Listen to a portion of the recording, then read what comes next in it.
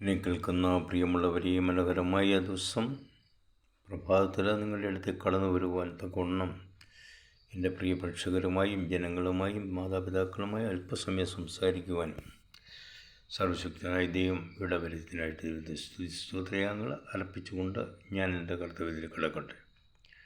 ഇന്ന് ലോകം അതിൻ്റെ അത്യുച്ച നിലയിൽ എത്തിക്കൊണ്ടേയിരിക്കുന്നു.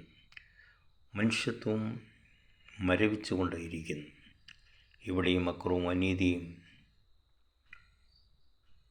ദുഷ്ടതയും ചതിയും വഞ്ചനയും വളർന്നുകൊണ്ടേയിരിക്കുന്നു.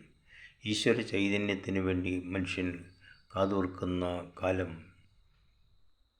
ഉണ്ടായിട്ടുണ്ട്.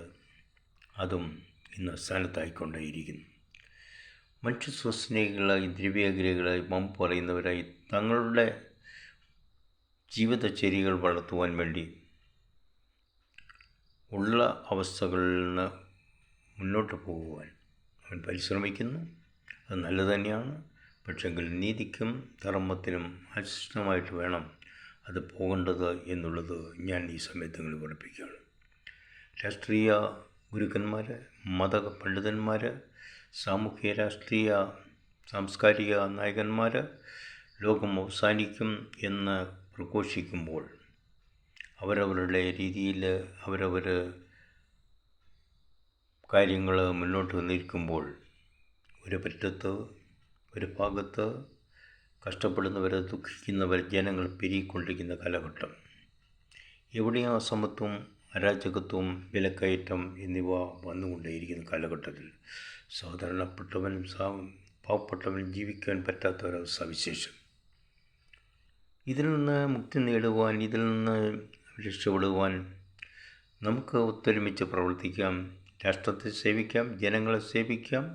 ജനങ്ങൾക്ക് നമ്മളെ കഴിയുന്ന ചെറിയ സഹായങ്ങൾ ചെയ്ത് അവരും മനുഷ്യരാണെന്നും മനുഷ്യ കുഞ്ഞുങ്ങളാണെന്നും സമൂഹത്തിൽ അവരെ വളർത്തിക്കൊണ്ട് വേണ്ട അത്യാവശ്യമാണെന്നും അറിയിച്ചുകൊണ്ട് അതിനുവേണ്ടി പ്രവർത്തിച്ചുകൊണ്ട് ഈ ലോകത്തിൽ നാം ജീവിക്കുമ്പോൾ സഹോദര വർഗത്തിന് എല്ലാം കൊടുത്തില്ലെങ്കിലും അവർക്കും നമ്മളെ കഴിയുന്ന കൈത്താങ്ങലുകൾ തന്നെ അവരെയും സഹകരിച്ച് ഈ പ്രപഞ്ചത്തെ സ്നേഹിച്ച പ്രപഞ്ച സൃഷ്ടാവിനെ ഓർത്തുകൊണ്ട് പ്രപഞ്ച സൃഷ്ടാവിന് സർവ്വ ആരാധനയും സമർപ്പിച്ചുകൊണ്ട് നമുക്ക് മുന്നേറാം, നന്മ ചെയ്യാം, ശുദ്ധജീവിതം നയിക്കാം, രാഷ്ട്രത്തെ സേവിക്കാം, ജനങ്ങളെ സേവിക്കാം. ഏത് ഭരണകർത്താക്കൾ വന്നാലും അവർ ദൈവം വരുത്തുന്നതാണെന്ന് വിശ്വസിച്ചുകൊണ്ട് അവർക്ക് വരുന്ന കാര്യങ്ങൾക്ക് കൈത്താങ്ങലുകൾ കൊടുത്ത് അവരുമായിട്ട് സഹകരിച്ചു പോകാം.